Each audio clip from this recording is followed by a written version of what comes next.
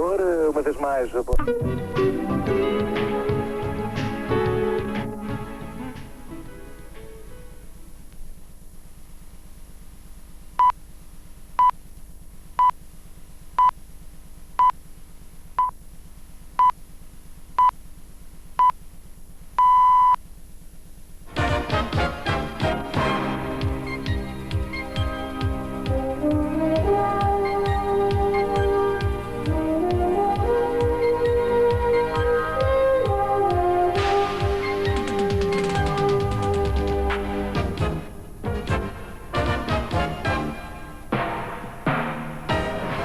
Boa noite. Cavaco Silva propõe nova lei para as eleições autárquicas. São 3 os objetivos da nova proposta de lei.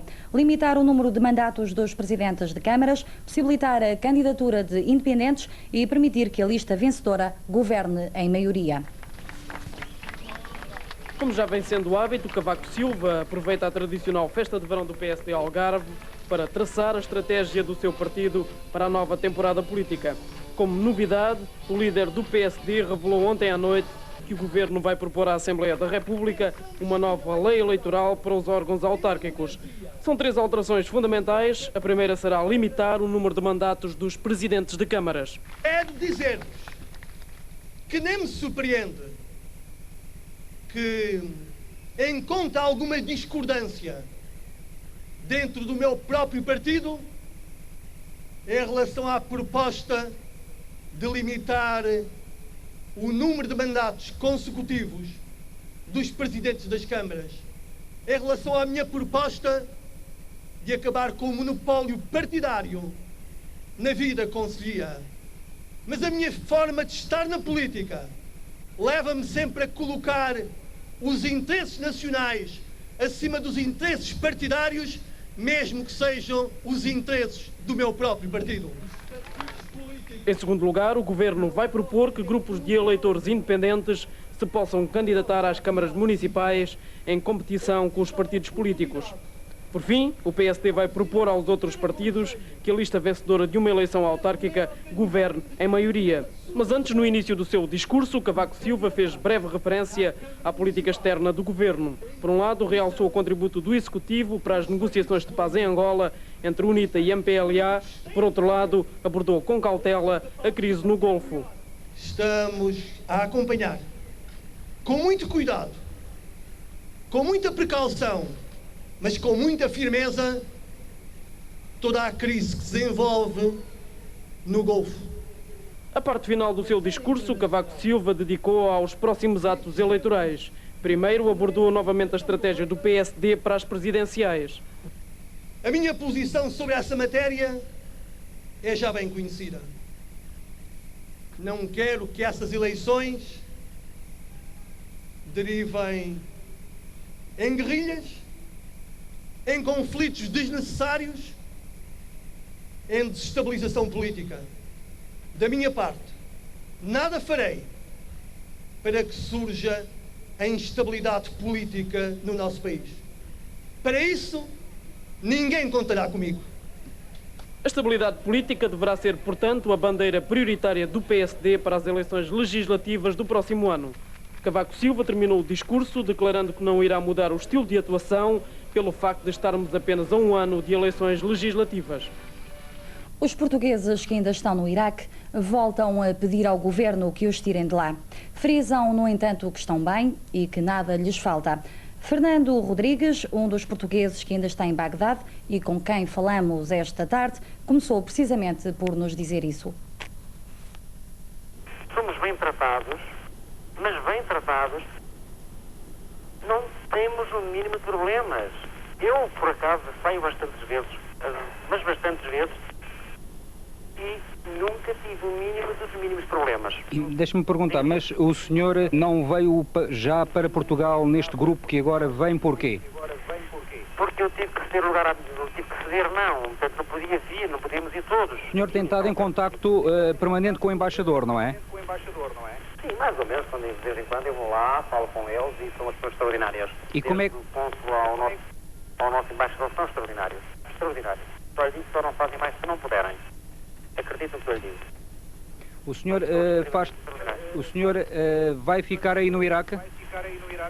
Não, eu estou a pensar muito seriamente em regressar a Portugal. E definitivamente eu nunca mais emigro para país nenhum. A situação aí em Bagdá, como é que é?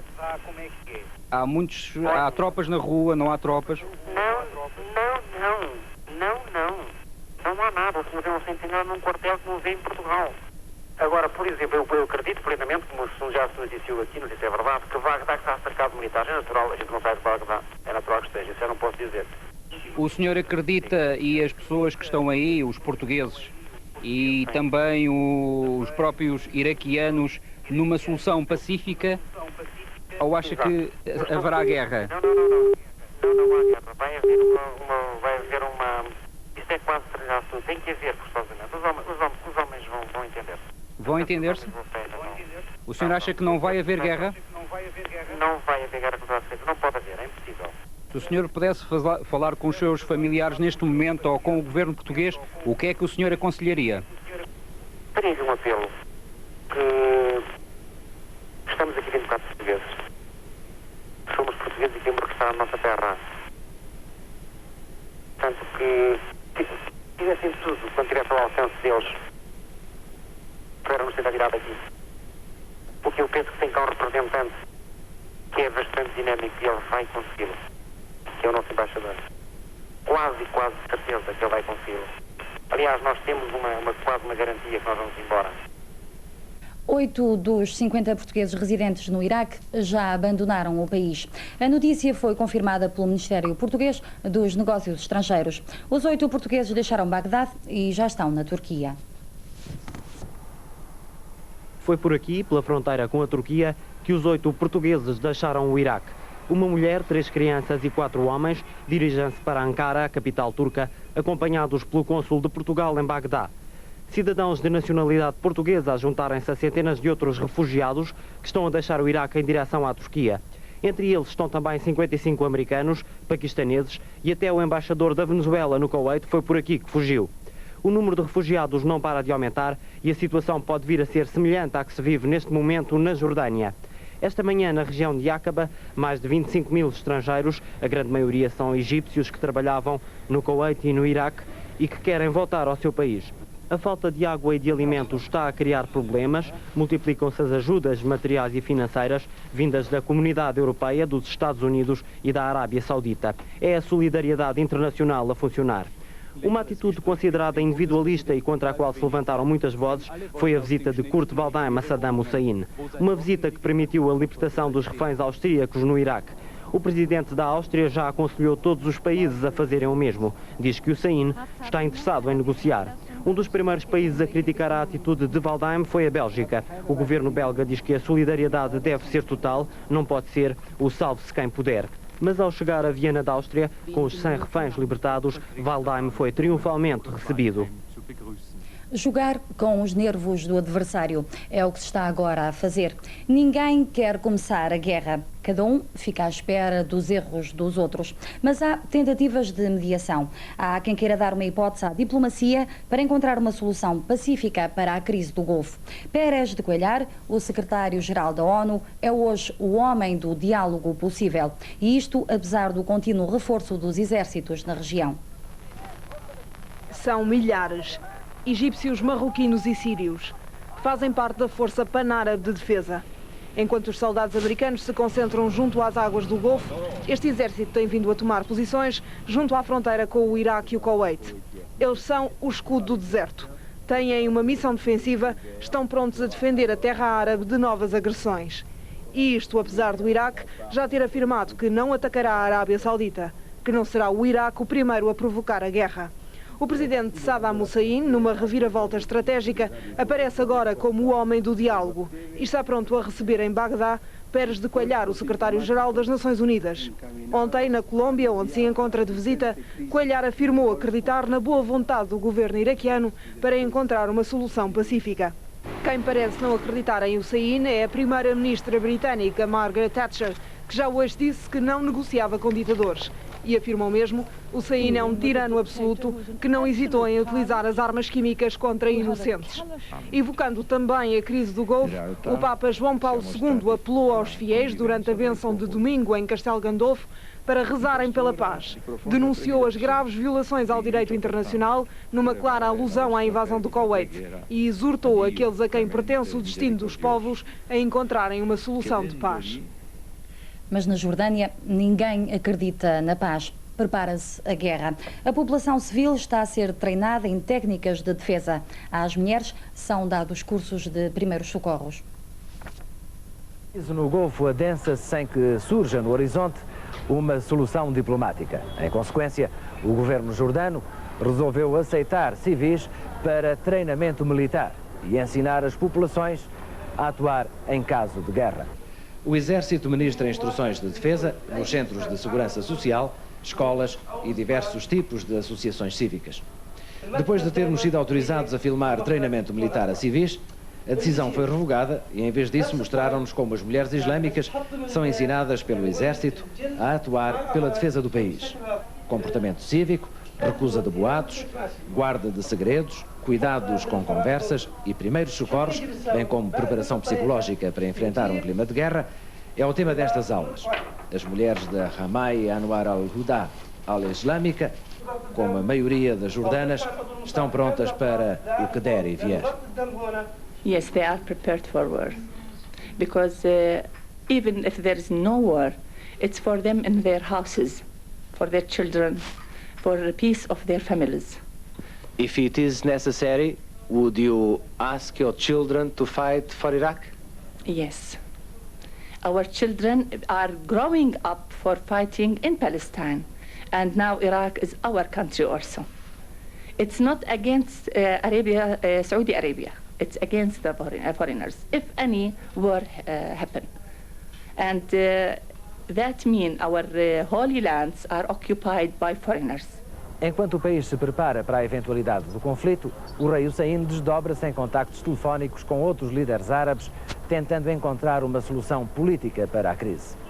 Sabe-se que hoje, em Amman, aterrou inesperadamente o presidente do Sudão, mas o conteúdo das suas conversações com Hussein está ainda no segredo dos deuses, como está também aquilo que o rei irá dizer a Gaddafi na Líbia e a Saddam Hussein em Bagdá.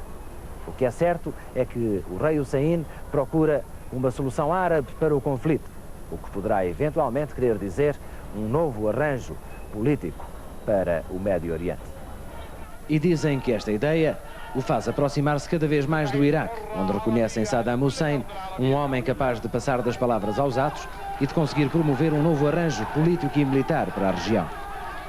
O seu povo, esse, já vai muito mais à frente e vê em Saddam, elogiosamente, um verdadeiro Hitler capaz de unir países pela conquista e defender os árabes do arqui-inimigo judeu. I think that Jordan and Iraq, one country. We have to back Iraq, because Iraq, our country. If any difficult face Iraq, it face Jordan, all people of Jordan. You think King Hussein is doing well then? Yes, all right. He doing well. Good and king. We back of King Hussein because we love him and we like also President Saddam. All the people, most of people. You think Kuwait is Iraq also? Yes, yes, it is part of Iraq. It is part of Iraq, Kuwait. E o presidente do Iraque resolveu descobrir que Maomé é seu antepassado, o que fez com que agora trate oficialmente Hussein por querido primo, uma vez que o rei descende de facto diretamente do profeta. Sendo embora um moderado, o monarca jordano, na última cimeira de Bagdá, em maio passado, já se havia levantado contra os reis, emirs e sheiks ricos do Golfo, por fazerem do petróleo uma fonte de rendimento pessoal e não o usarem como uma arma política em favor da nação árabe.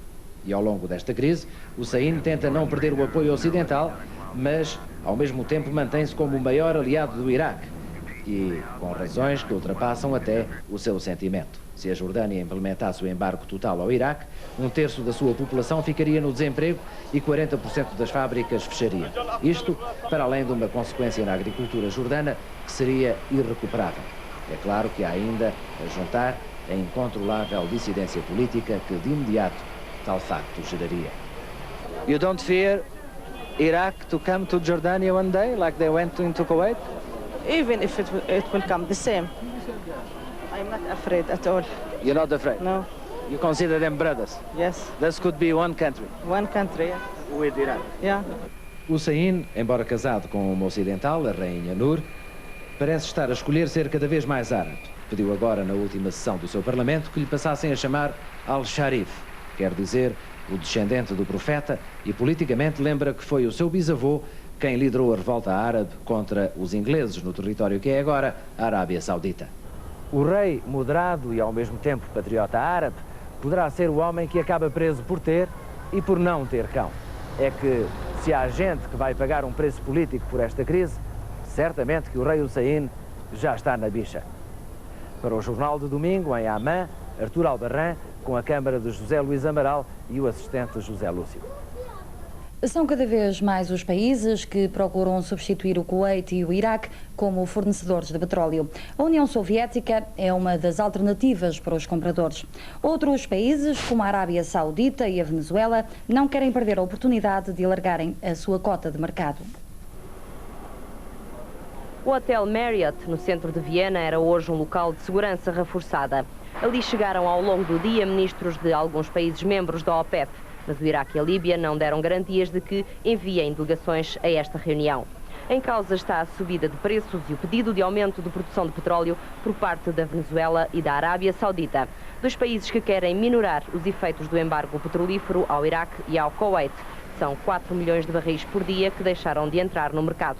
Para já, trata-se de um encontro de consultas, embora alguns países tenham esperança em transformar a reunião numa conferência extraordinária da OPEP que permita a tomada de decisões. De qualquer forma, este encontro de Viena não deixa de ter um caráter eminentemente político, quer haja acordo para um aumento de produção ou se mantenha a situação atual. E a imposição de aumentar os seus níveis não está neste momento o maior produtor mundial de petróleo, a União Soviética. Nas exportações está em segundo lugar, logo depois da Arábia Saudita. Contudo, atravessa grandes dificuldades no plano industrial. A extração tem vindo a diminuir. Falta tecnologia moderna para inverter o sentido decrescente. De momento, a União Soviética não tem possibilidades de retirar vantagens da atual alta de preços do ouro negro e, para além disso, está a braços com uma elevada dívida iraquiana por venda de armas que Bagdá deixou de pagar. Mas hoje em Moscovo, os ministros dos negócios estrangeiros dos dois principais fornecedores de armamento ao Iraque, França e União Soviética, estiveram reunidos. Em conferência de imprensa, o chefe da diplomacia soviética, Eduard Shevardnadze, afirmou que Moscovo respeitará a última resolução das Nações Unidas que permite o uso da força para que sejam respeitadas as sanções decretadas a Bagdá. De qualquer modo, Shevardnadze acentuou que Moscovo não tenciona participar em qualquer operação